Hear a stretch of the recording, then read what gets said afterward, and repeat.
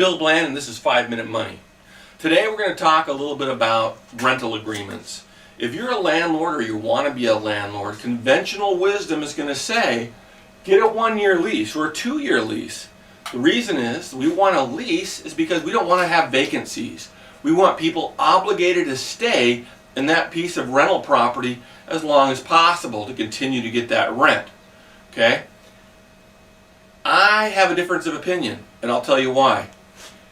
When you have a 1-year lease, the only person who is really, especially on residential, business might be different, but the only person who is really bound by that lease agreement is you, the landlord.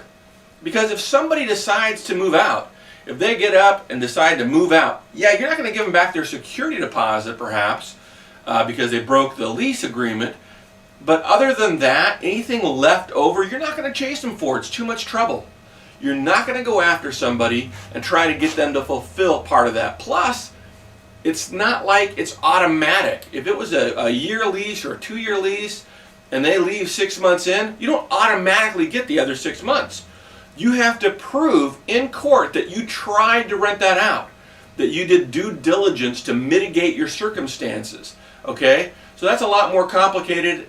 And I mean, it's not complicated, but it is not as straightforward as just getting your money back. Okay, let me show you something else. If you do a 30-day, a month-to-month agreement with a 30-day notice to either kick them out or they want to move out, they give you 30 days notice. One, you're much more likely to get that notice as opposed to leaving in the middle of the night. If they leave in the middle of the night, you're kind of screwed. They give you a 30-day notice, you have some room to maneuver. Here's another thing that you might not have thought of. If somebody is moving out, oftentimes it's because they have financial difficulty. Okay? I've had, at any one time, I generally have anywhere around 10 properties I've had going on where I've managed them myself at the same time. When you have a person who has a year lease and they have some financial circumstances that make them want to leave, here's something that you might not know. If they choose not to leave but file bankruptcy because it's a year lease, they can reorganize you as a long-term debt and legally stay in your property and not pay you rent. On a month-to-month agreement with a 30-day notice, that doesn't happen.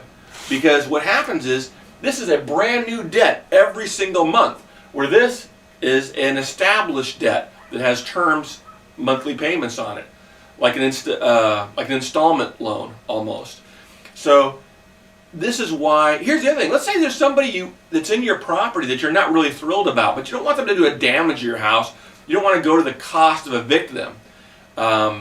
Here's what you can do. With 30 days notice, you just simply say, we've raised your rent. If they move in another person that you don't want, we've raised your rent. You either get more money, or then you have to evict them, or they move out on their own because it becomes uncomfortable. Here, truly, you are the only one on the hook. If you want to change the terms, they're not going to let you.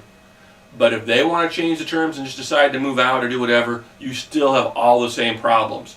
So in my opinion, for all the things I've mentioned, all the reasons I've outlined, I would much rather have a month-to-month agreement with a 30-day notice for them to move or for me to kick them out or to change their rent or to raise their rent.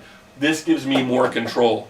This limits my control, and it makes me subject to bankruptcy laws, where this I am not. Okay? So this is 5 Minute Money. I'm Bill Bland. I really appreciate you tuning in. Check us out at 5minutemoney.com, and we'll see you next time.